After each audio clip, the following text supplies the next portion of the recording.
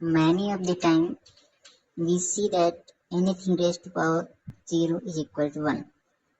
But now we are going to see that what is the reason behind this. So let x raised to power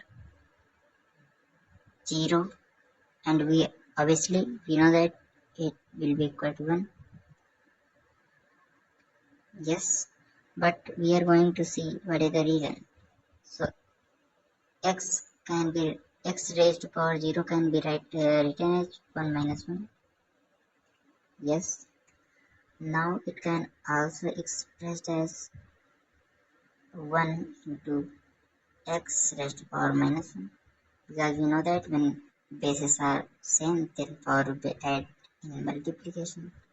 So it can also be written as 1x into 1 upon x, power of x made positive. So x cancel and equal to 1. This is the reason. I hope you like the video and understand the reason. Thank you.